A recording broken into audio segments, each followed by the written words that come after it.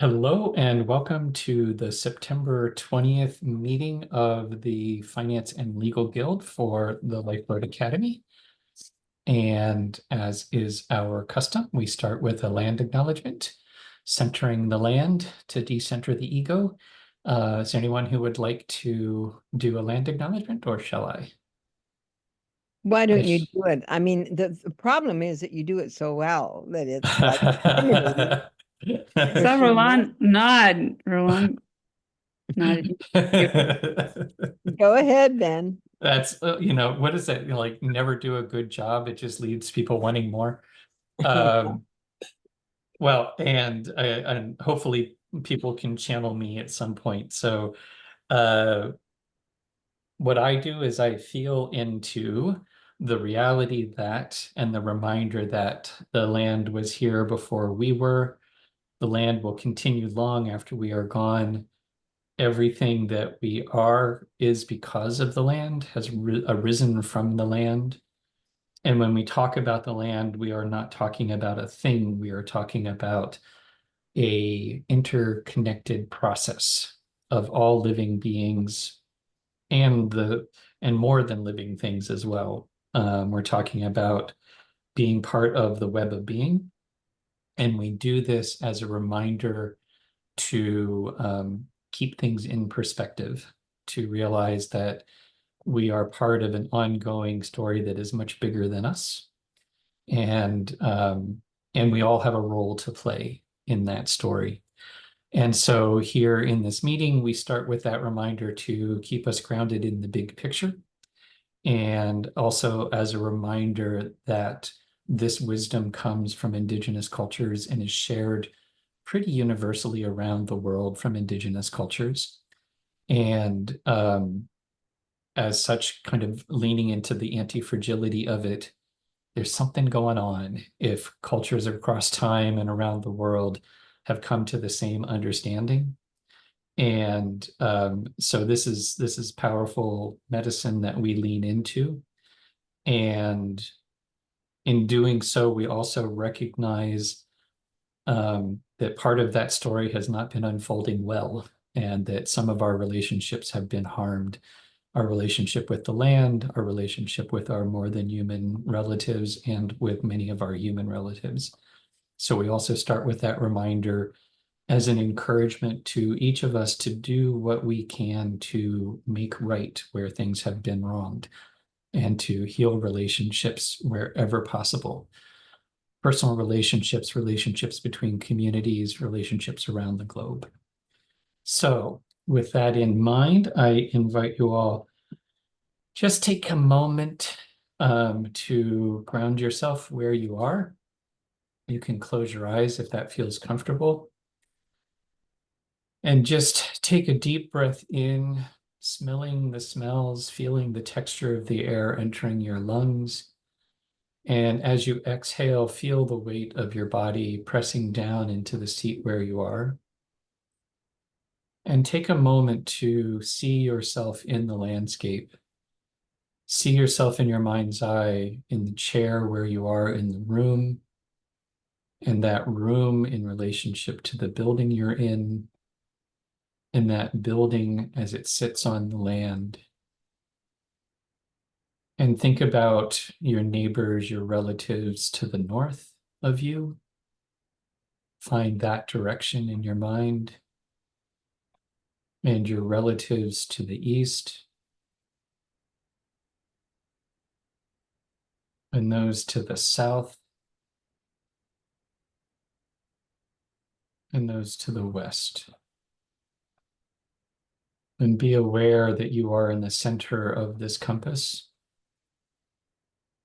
And take another deep breath in, drawing in from all the directions. And as you exhale, just let go of anything that no longer serves you. Let it flow off of you and return to the earth, knowing that the earth receives it gladly and will return it to you as fresh energy. One more breath in and out.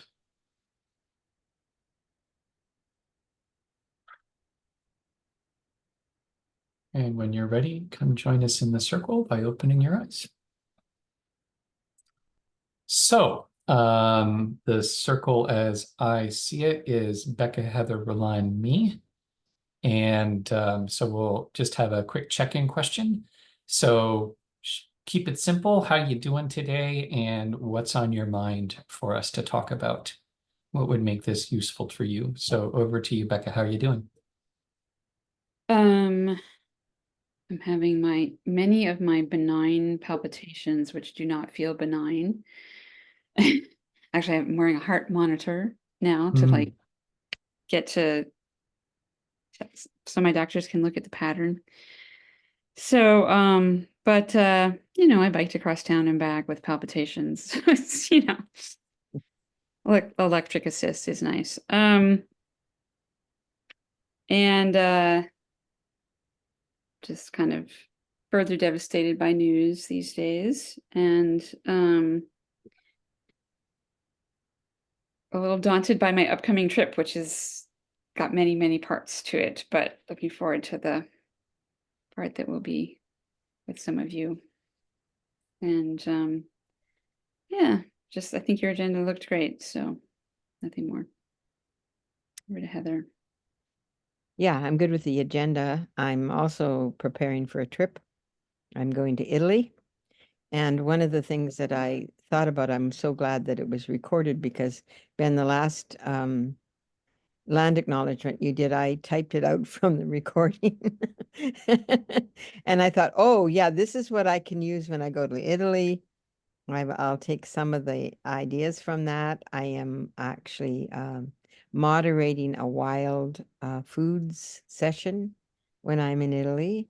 And I'm also participating on a panel that has to do with land. So in terms of moderating, I'm now starting to get ideas about how I want to start. And thank you for that, Ben. And okay, to Roland. I am fine, and I am experiencing a yin yang of uh, dread and pleasure and pressure and excitement. So over to Ben. I'm feeling good. There's a lot going on, and yeah, trying to remind myself one step at a time, one foot in front of the other, and uh, and getting comfortable with the discomfort of uncertainty, and so my own kinds of benign palpitations, I guess. So yeah, and we can just plunge into the let me make sure I've got the agenda up.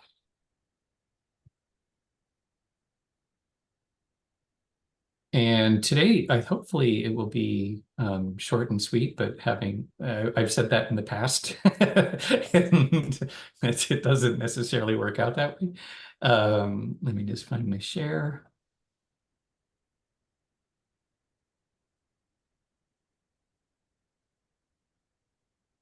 All right, so we've got, but there was another. So we've got three things on our list. The first is an update on the legal structure, which is there really isn't an update. I did send a nudge and I haven't heard back.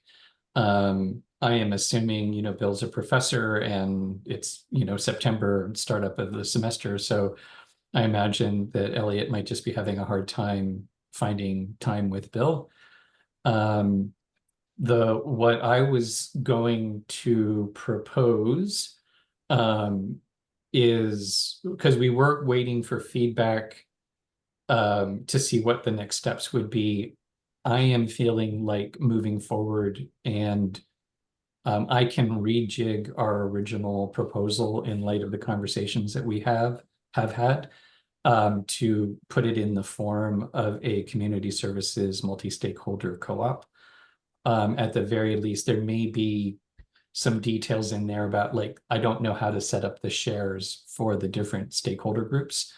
But I could I could retool everything else so that it's in the form of a co-op filing. And so anyway, that's my proposal. I think at least it will be moving things a little forward a little bit more while we're waiting to hear back from the lawyers. So I think that's it in terms of that. So once around, in case anybody else has updates and or reactions, thoughts of next steps. So Becca, over to you.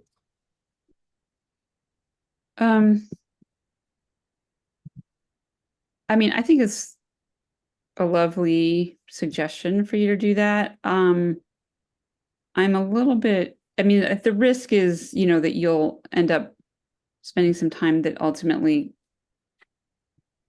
is a little bit less efficiently used if they have a lot of guidance. I am wondering if I should ping them also, since I was the original client of record, if that will help, or just be another ping. And I'm also just looking at my calendar. Yeah, I think I can still do, I'm going to be in California or Portland or somewhere at our next 2 weeks from now, but I think I can probably still do the meeting. So if we do ping them and they say they can meet then, I think that works for me. Over to Heather. Yeah. My immediate thought is go ahead and do draft it up. I think that the sociocracy structure, Ben, is absolutely perfect for a multi-stakeholder co-op. So that, you know, that's a framework we should go with. And because it's based on consent and because it has the communication flow from one circle to another, nobody has the power to override anybody else, and yet everyone has a participate. You know, it's clear how everyone participates. So I think because you know sociocracy so well, it'll be not difficult. And I think us taking the first step is what we want to do. Rather than reacting to them, we've got something that will include them. So I totally support you doing that. Over to Roland. Well, I was actually wondering if this is because people not getting back to us in a timely fashion for whatever reasons, good or whatever, happens frequently enough. What is a reasonable amount of time to wait between pings? Yeah. And yeah. And I think it's also okay for us to be a little feel like we're being a little bit annoying, you know, instead of not enough. And yeah.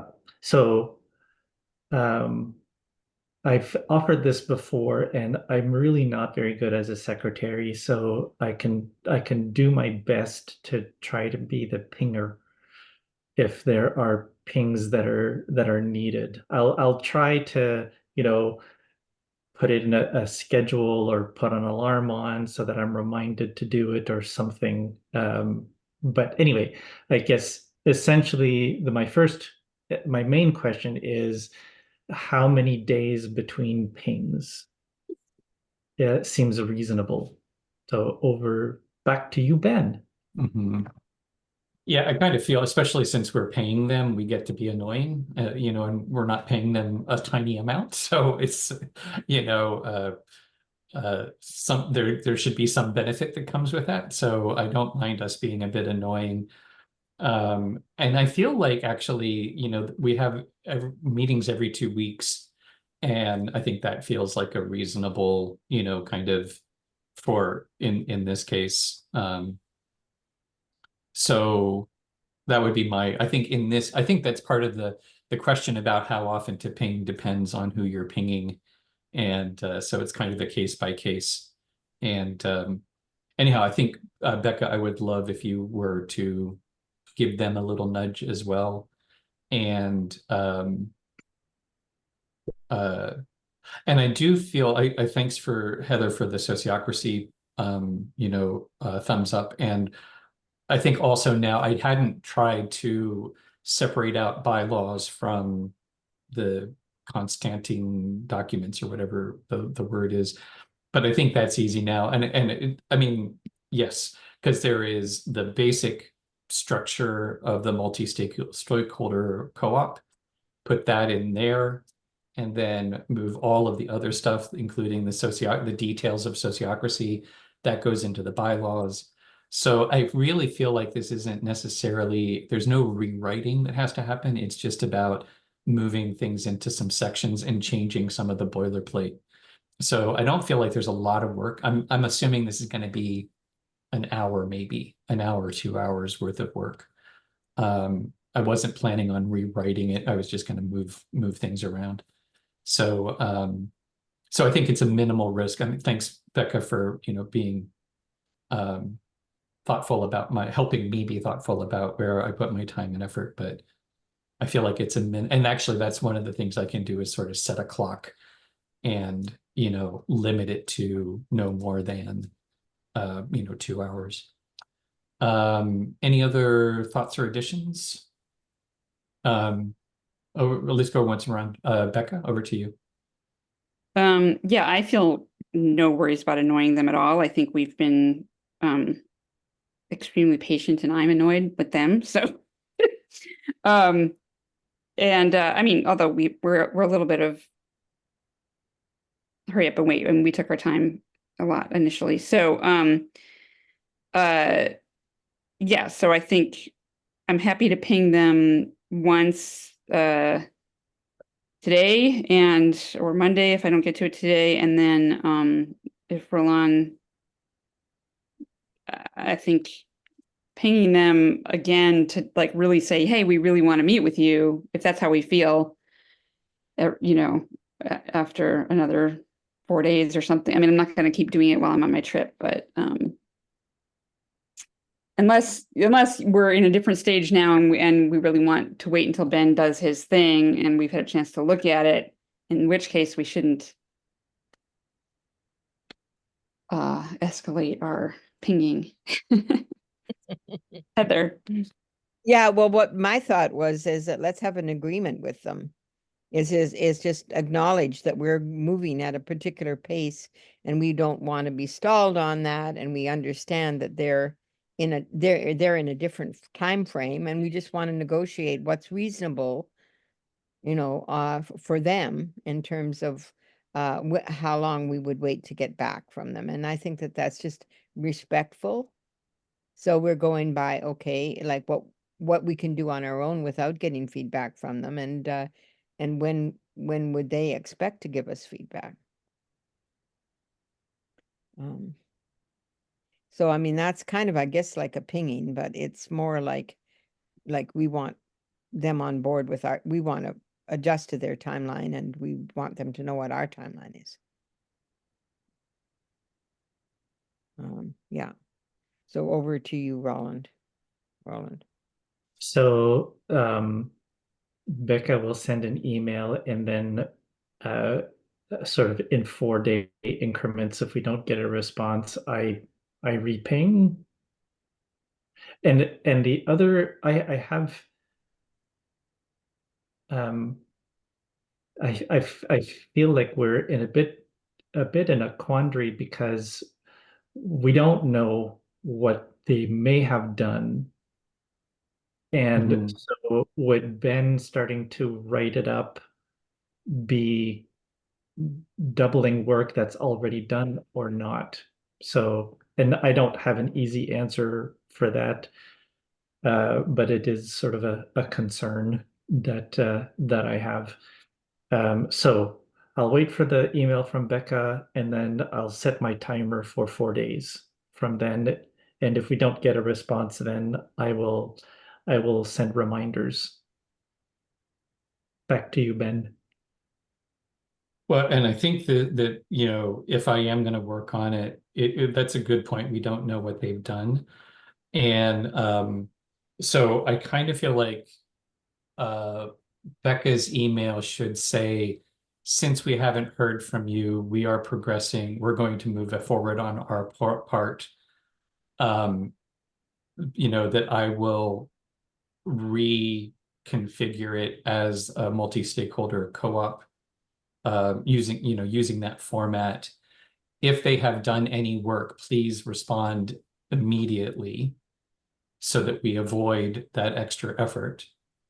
And I like Heather's thing. I think Becca also, it's like, and I think there's a, sort of a gentle way of saying, and we just want to, what is a reasonable timeline for response, so that we can accommodate our planning, something like that.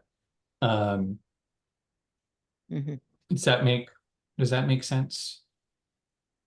Because I do think this is probably, I don't want to commit to doing it. I could get to this over the weekend. I don't think it's going to be that long, but I don't want to overcommit to, having it done and saying we have this new thing. So yeah, I think that's the form is, we haven't heard from you. We want to move this forward. We're going to take the next steps to format it as a co-op. And yeah, please let us know what we can expect in terms of response time. One more time around just to see if there's anything else. Over to you, Becca. Yeah, that sounds good. I'm taking some notes and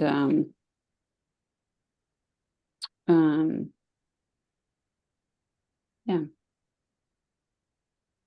Over to Heather. Yeah, perfect. Over to Roland. Me too. Sounds good. Awesome. Okay, cool. So I'm going to skip down to general updates as well, and because I think that'll be pretty quick. And I'll bounce over to you, Roland, just to see if I'm missing anything, and then we'll go for questions and comments. So Steph was arranged for her partner to come pick up some things here on the farm last week on Wednesday, and or this week, I guess. And as a result of that, Roland and Steph had a little back and forth. And one of the interesting updates is that Steph did have a chance to talk to Joey. Mm.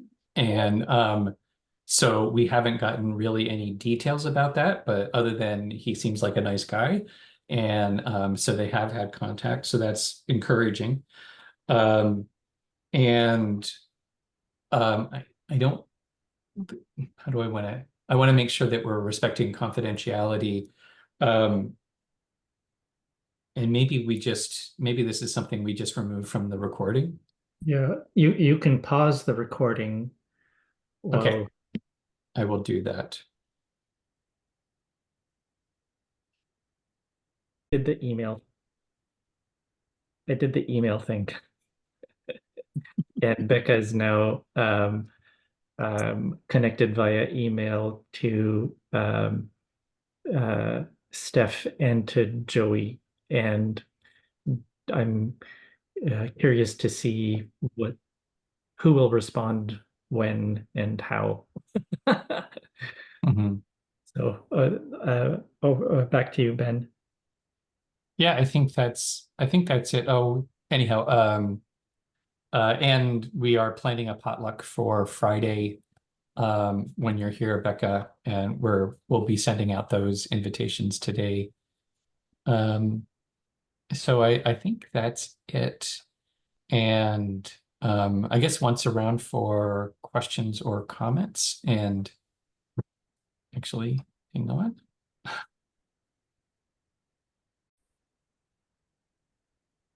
Okay, and then I did have one other general update, which was just around the fall semester for the Lifeboat Academy. And we have new people who are coming in. A lot of people connecting through Ronnie, or Ronnie connecting us with a lot of people, and the people that Ronnie is connecting us with are really aligned, like are coming in with an appetite. This is the other thing too, from our woofers. We've had I don't know, half dozen woofers this summer, and I think 3 of them and kind of uninvited said, this is exactly what I've been looking for. And so the people that Ronnie is bringing in are also younger people, and I think there's a generational thing here. I think a lot of what we're talking about is easier to talk about with 20 somethings and 30 somethings than it is with 50 and 60 somethings. So I think that's really interesting. And and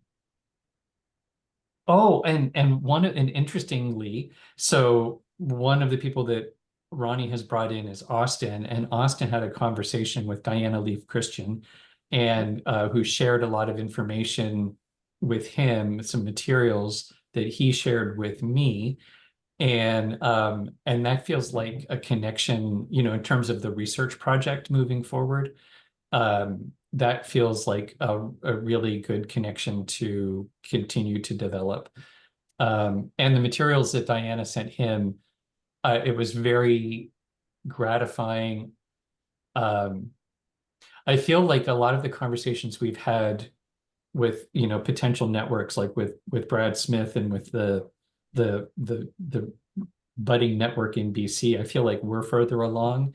And then Diana Leaf Christian is more further along than we are. So it's nice to feel like there might be that relationship to develop. And it was also really gratifying in all of the materials that she sent. It was like, yes, yes, yes, yes. We have these, you know, there wasn't anything new. She's got some really good sort of clarification documents that kind of lay out continua to consider when starting a project like this, and characteristics to consider. But it was very gratifying to be able to say, yep, we're on the right path. And I haven't met her, and I like her already. Like I feel like she's got some really great information there. So once around on that, Becca, over to you, and then over to you, and then over to Heather. Becca? Yeah, that all sounds great and exciting. I don't think I've met Diana either, but I've participated in webinars with her a little bit about narcissistic personality disorder and intentional community and stuff like that. So I think that's I agree she would be a great resource of like how to set things up.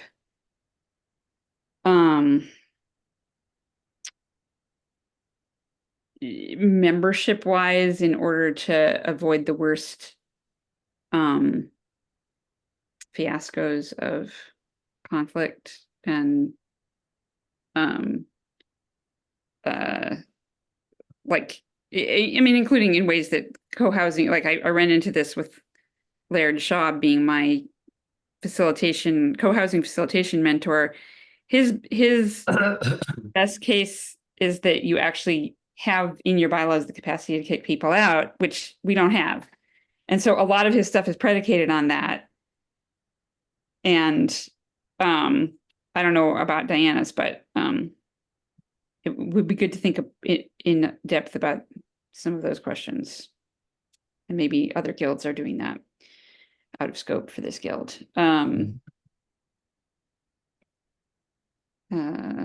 Yeah, over to Heather. Yeah, I was just trying to find the book by Diana Leaf Christian. I do know her, and I worked with her, and she's fantastic. And at one point, we even talked about me writing a addendum to her book that was Canadian, because she's American.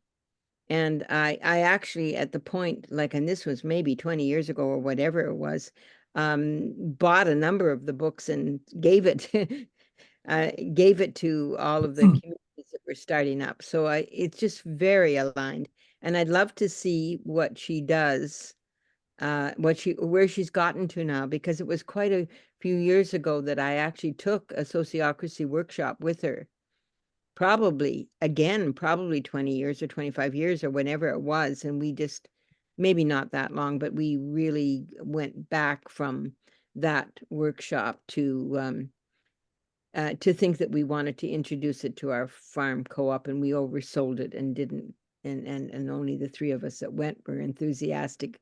We couldn't get consent with the other people in our co-op, but wow, a blast from the past. And yeah, I'm sure she's thought about that. She was very keen on sociocracy at the time and really adapted it, and is deeply steeped in intentional communities and very funny.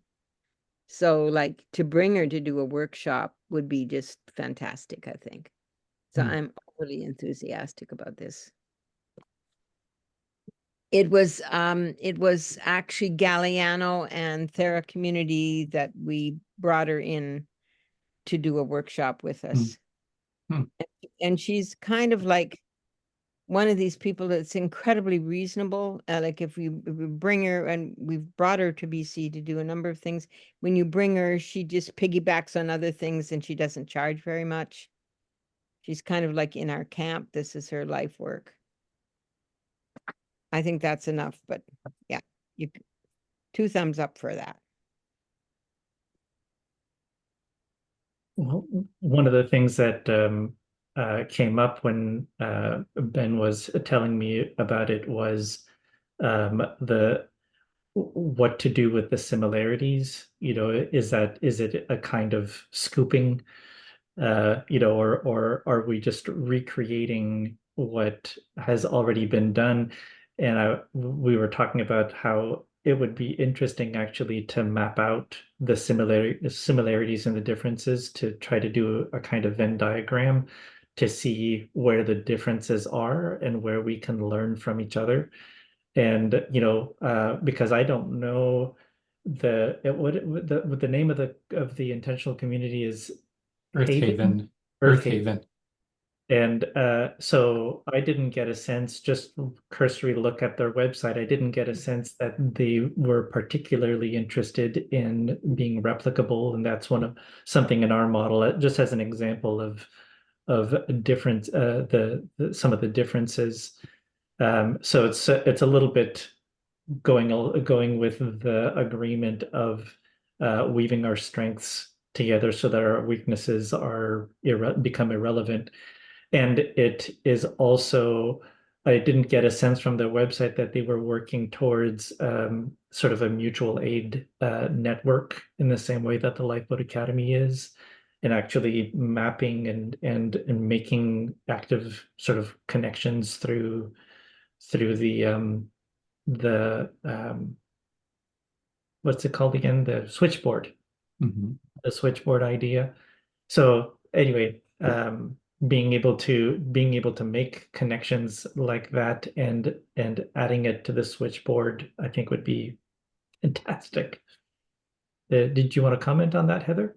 Yeah, I did want to comment on that because I think she's like me. She lives in that community like I live in Fraser Common Farm, but her outreach is to have worked with communities all over and all over the world too as well. So her reach in terms of her knowledge and her depth of understanding is not, it's not limited by, I mean, I'm sure that, and she sometimes even jokes about it, is that some things that she has an easier time with other communities, she says a hard time selling in terms of her own community, right? And I'm in the same situation. It's, like it's like it's like you can be, you can be recognized outside your own community in a different way than when you're dealing with all the kind of household nitty-gritties and personality within your own community. Yep. Boy, howdy. The hardest workshops I ever did, I was testing out some of the Emotus stuff. And I had been doing this, with paying clients.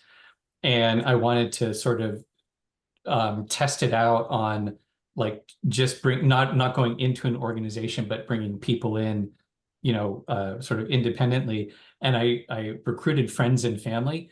It was a train wreck. It was like I've never had that much and that kind of resistance in my life in a professional setting. And then, you bring your friends in and they were just like horrible.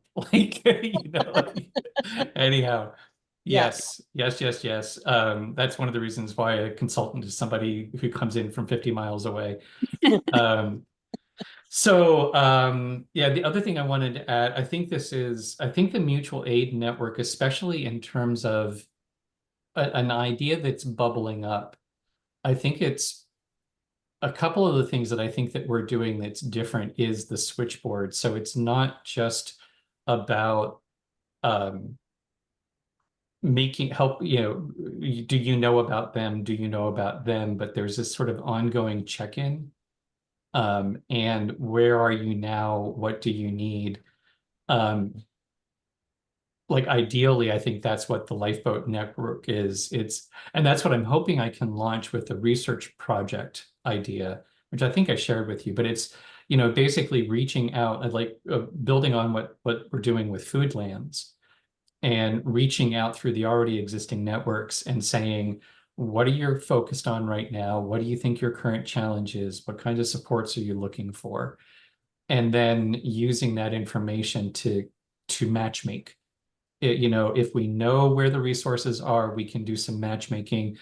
If there aren't any resources that we know, then that can also be a kind of gap filling, like we can start to work on filling those gaps. And the other thing I think that makes us unique, and I've been toying with taglines. This morning I was contemplating that the tagline that we've been using, modeling resilience and regeneration at the person, place, and community level, I think applies to Spalding Valley Farm, to like what we're doing here on Sedaeus. And I think what the Lifeboat Academy is doing is we kind of have this as one of our agreements. It's learning to unlearn to relearn. And I think that that's not trying, like, I think that we don't want the lifeboat, even though we have our 5-step DIY build your own lifeboat thing, it's not that we're pitching new things. It's not new skills you need to learn. It's actually helping people unlearn, open themselves up to, you already have the answers, you already have the resources, you just need to know how to look for them.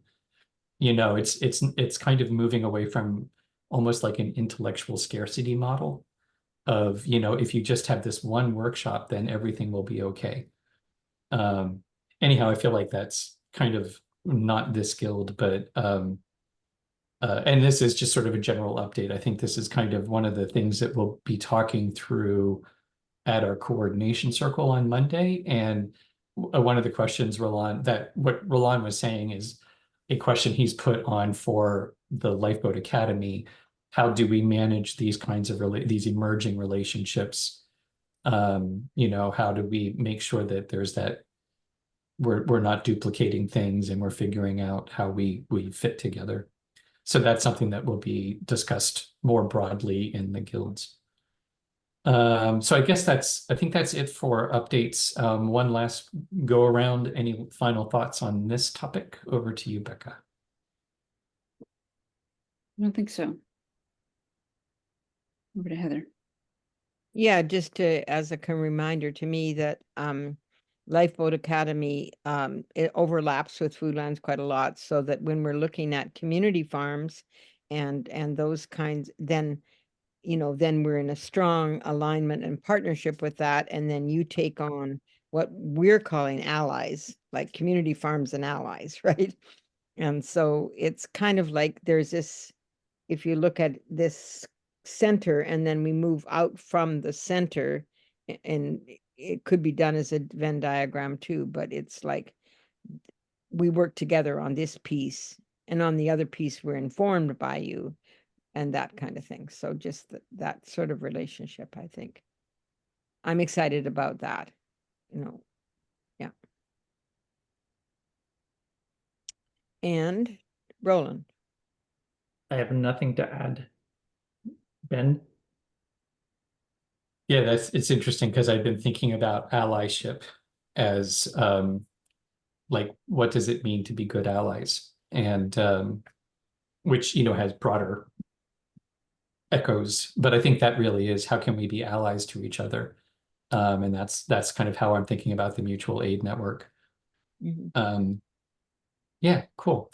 All right, well then, I think the last thing to talk about are just any details around Becca's trip that we need to talk about now.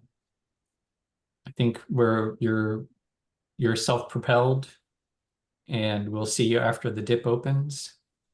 And the only thing is we do have a Heartwork meeting that starts at 2. That should be 2 to 3. But we'll be here, you know. And you could actually join us for the Heartwork meeting. And I don't know if is there anything on your side that you need to talk through? I don't know if I have the actual address. 9891 Spalding Road. And the GPS will get me there. It should, yeah. And we are basically across the street from Castle Road. So Okay. there's almost an intersection Yeah. So where we're at the T junction with Spalding Road and Castle Road, Okay. and across the street. and just across the street.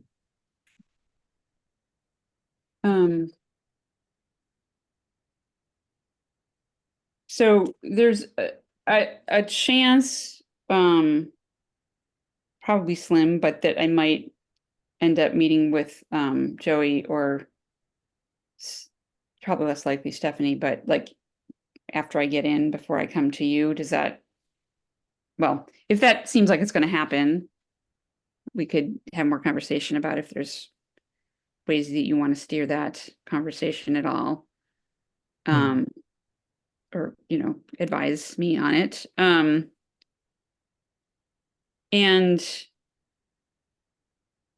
the potluck, are there people from that charrette way back when that I wasn't there for in person, but I was there for on Zoom, that pledged financial, like, is there an ask of any kind that we want to do at that event, I guess, is my question, or a fundraising and finance piece of programming, or is it social? Which would be fine if it's just social, but Yeah. Well, I'll tell you how I'd been thinking about it. First of all, with the Joey, we haven't really had any direct contact with him in so long that there's nothing for us to say in particular about where, you know, like you're going to be more, I trust entirely you are well informed. He's a nice guy and easy to communicate with. I think I don't think I could brief you in any way that would be useful. I think you already know what you need to know. So I don't know, Roland, if you have any thoughts on that. Well, I'm just curious, and I'm just going to speak my curiosity, and if this is something that feels right for you, then we can be curious about it together. Well, I am curious because it's been so long, and I'm actually the last time we had an exchange with him was when we sent those 2 initial documents to the lawyers just to get his feedback on it. And I feel like we've come so far from that point. I don't know what he thinks of as the structure. And so I'm curious about that. I'm curious about what his perspective on what we are is also. I'm uncertain about what he thinks. And I am curious, one of the things that he said when we actually met with him face to face was that I noted that he purposefully said that he wasn't sure if he would be interested in himself getting involved, but that he said that he said there's a lot of money out there, and there are people who would be interested in this, and I can introduce you to some of them. And that's all along, that's what I've been most interested in from him. It's more about the other people that he knows who would be interested. I'm curious about who they are and what that might. Anyway, that's what I'm curious about. Yeah, and in that line, it's also we were thinking that Joey would be able to give us advice on how to pitch what we're talking about. Right. So that's why we wanted his input on the legal structure and everything. What would he be looking for? But I agree with Roland. It's been so long. I don't know what he thinks we are anymore. We've morphed in a few important ways. So, and then for the potluck, I had been thinking about it as we haven't really had much social activity this summer. It's been a weird summer for us. So I was looking at it mostly as reconnecting with our on-island folk. And yeah, really, really thinking about it as mostly social. And also tied to the reason why I want the legal structure is once we have the legal structure, then I feel like we can be more aggressive in terms of actually, you know, have an ask and have a, this is what it means. And right now we don't have that specific, like, this is what it would mean to buy a share. Yeah. And I think that's like with the multi-stakeholder co-op structure, we'll be able to say, this is what it's like to buy a share in a community share. This is what it's like to buy a timeshare. This is what it's like to have a farmer share, and we'll have those details. So I was kind of holding off until we could actually say, bink, bink, bink. Makes sense. So, all right. One of the things, just an easy conversation, I think it would be interesting just to slide in questions about people on island who actually get a sense of what their understanding of what we're doing is as well, and any interest in anyway, being curious about how they feel about the Lifeboat Academy and the farm on Spalding, the Spalding Valley Farm, and gathering data. That's all I want to add. And we are, I think, popcorning now. So Heather, it looked like you had something you wanted to add. Well, I just wanted to say that, I mean, just popped in my mind, this is what it would look like to be a investment shareholder, and that might be another category. That excites me to think about that in that way. And it's a very different relationship, but still it fits into sociocracy. It's an investment circle, maybe. Yeah. Yeah. And just to be technically, we can't be a community services co-op and have investment shares, but we can have backers who would be loaning us money that would be Shareholder loans. Yeah, shareholder loans. Yeah. Yeah, and there's other way. I don't want to get into the weeds. Right. Yeah. But just it's like I do. At some point, Yeah. I'm really interested in it. Yeah. But not at the end of the meeting. All right. So I think then we're good on visits. All right. That brings us to the end of the agenda. And in terms of action items, then Becca's going to send an email to the lawyers, and I will, at some point in the not too distant future, unless I hear otherwise, I will reformat our constating documents, whatever that word is. I will reform from B Corp into co-op, just so we have something that we can more easily move forward. And I think that's it. And then Roland will do a ping follow-up if necessary. Becca? So that stuff that you were just rattling off a minute ago about different kinds of shares, strikes me as it might be useful to me to have that more clear in my mind before talking to Steph and Joey. Can you focus on that first in your write-up and send it to me before I Yeah. live? Yeah. Yeah.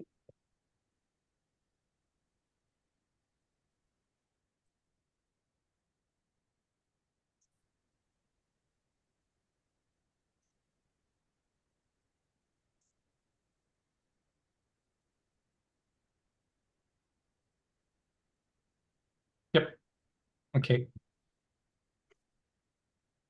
And this is, I still come back to, I think what may, especially given the conversation I had with the Salt Spring and One Straw Society, I feel like that more complicated diagram of social impact investors plus Lifeboat Academy with development project that leads to co-op is actually still really important, because I think that what people are investing in is they're investing in the establishment of a co-op, and it's sort of like seed money. So that's kind of the differentiation, is some people are offering seed money that gives a group enough time to actually establish their long-term investors, and they're getting paid back. And so that's one relationship. And then there's the long-term investors, and that's the actual shares in the company or in the co-op. Anyhow, I think that's I can keep that diagram alive for, this is where I think the investors want to come in, and investors versus long-term startup investors versus long-term investors, however, we want to make that differentiation. All right, I think we are at time, and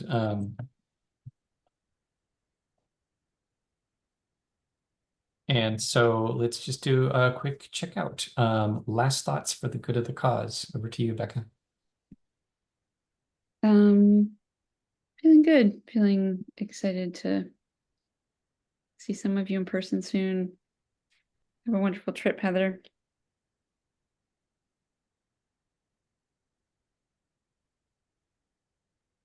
You just muted yourself again. Okay, now I'm on. Thank you, Becca. And yeah, and Ben, when you've got a draft of the co-op draft, send it to me for, I'm really interested in commenting, or yeah. And Cool. you don't have to have it finished. Yeah. Over to you, Roland.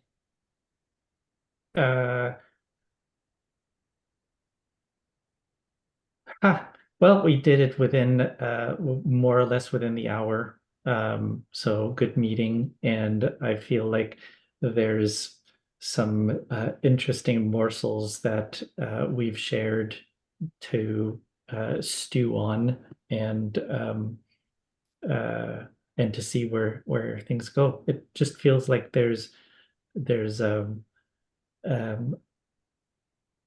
I'm having this kind of somatic feeling of a meaty step has taken place somehow. And that's the only way that I can really describe it, even though it doesn't quite make sense.